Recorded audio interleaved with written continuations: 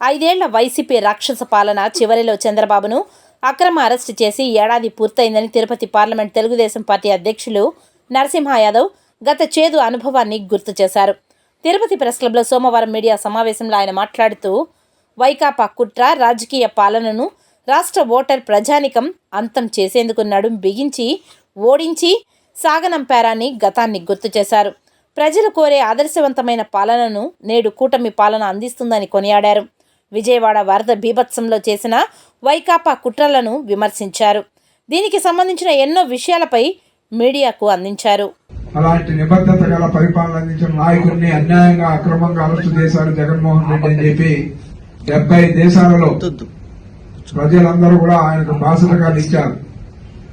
విడుదలైనాక ఆయన ఏదైతే విడుదలైతే అక్కడి నుంచి ఇంటికి చేరాలంటే మరుసటి రోజు 12 గంటలు పట్టింది ఆయన అక్కడికి చేరడం.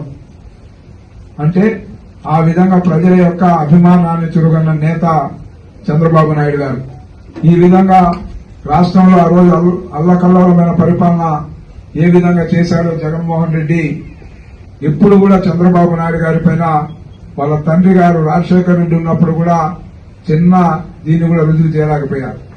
అదేవిధంగా ఏదైతే అక్రమ కేసు పెట్టారో కేసులో ఇరికించింది కూడా అరెస్టు చేసిన తర్వాత కేసులో పేరు పెట్టే దీనికి దిగజారంటే ఆ రోజు రాష్ట్రంలో ఉన్న ప్రజలే కాక దేశంలో ఉన్న తెలుగువారే కాక ఇతర భాషా రాష్ట్రాల్లో కూడా చంద్రబాబు నాయుడు అరెస్టుని తీవ్రంగా కూడా ఖండించింది మనం చూసాం. టెర్రరిస్టు పాలన తలపించే విధంగా 5 ఏళ్లు వైసీపీ పాలన జరిగిందనేది మనం చూసాం.